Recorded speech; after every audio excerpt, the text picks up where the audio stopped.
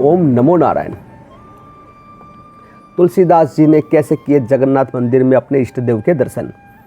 एक बार तुलसीदास जी जगन्नाथ जी के दर्शन के लिए गए और क्योंकि उनको किसी ने कहा कि जगन्नाथ जी में साक्षात ईश्वर के दर्शन होते हैं, तुलसीदास जी महाराज भी अपने इष्ट देव के दर्शन के लिए जगन्नाथपुरी की ओर चल पड़े।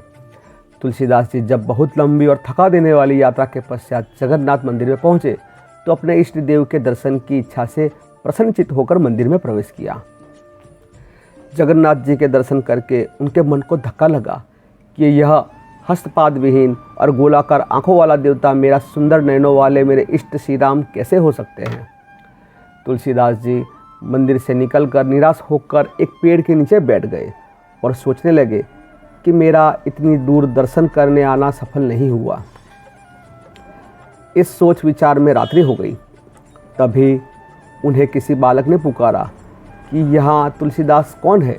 बालक हाथों में जगन्नाथ जी का भोग लिए बोला कि बाबा तुलसीदास जी कौन है। तुलसीदास जी सोचने लगे कि उनके साथ जो श्रद्धालु आए हैं उन्होंने पुजारी को बताया होगा कि तुलसीदास भी दर्शन करने के लिए आए हैं, तो उन्होंने मेरे लिए प्रसाद भेजा होगा। तुलसीदास जी ने कहने लगे कि हाँ, मैं ही तुलसीदास हूँ। इतना सुनते ही बालक कहने लगा कि मैं आपको ही ढूंढ रहा था, आपके लिए जगन्नाथ जी ने प्रसाद भेजा है। तुलसीदास जी कहने लगे तुम इस प्रसाद को वापस ले जाओ। बालक कहने लगा आश्चर्य से, जगन्नाथ का भात जगत पसारे हाथ। तुलसीदास जी आप कह रहे हैं कि प्रसाद वापस ले जाओ। तुलसीदास जी बोले कि मैं अपने इष्ट को भोग लगाए बिना ग्रहण नहीं करता कुछ भी। तुम्हें जगन्नाथ का झूठा प्रसाद मेरे किस काम का, इससे मैं अपने इष्ट देव को भोग नहीं लगा सकता। बालक कहने लगा कि बाबा आपके इष्ट देव ने ही भेजा है यह प्रसाद। तुलसीदास जी कहने लगे कि हस्तपाद यानी कि बिना हाथों पैरों वाला देवता देव ये इष्ट कैसे हो सकता है मेरे। बालक कहने लगा कि आपने रामचरितमानस में यह किसके रूप का वर्णन किया था। बिनु पग चले सुने बिन काना, कर बिन कर्म करे विधि नाना। यानी बिना पैर के चलता है वो, बिना कान के सुनता है, बिना हाथ से कर्म करता है।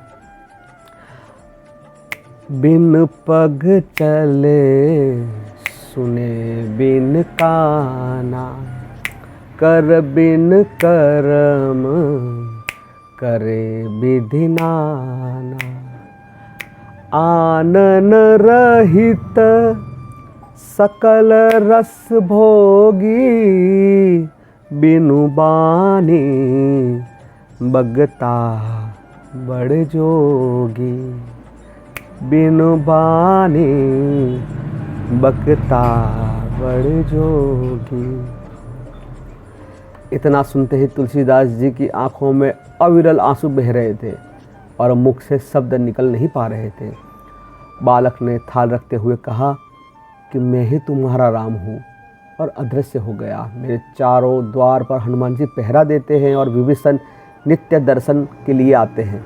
प्रातः आकर तुम भी दर्शन कर लेना। यह कहते ही बालक अदृश्य हो गया। तुलसीदास जी की आंखों में आंसू बह रहे थे। उन्होंने अपने शरीर की शुद्ध बुद्ध नहीं रही और उन्होंने स्नेह से भगवान जगन्नाथ का प्रसाद ग्रहण किया।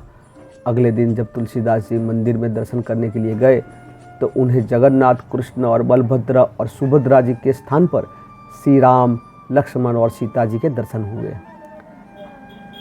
जिस जगह पर तुलसीदास जी ने रात्रि व्यतीत की उस स्थान को तुलसी चौरा के नाम से जाना जाता है।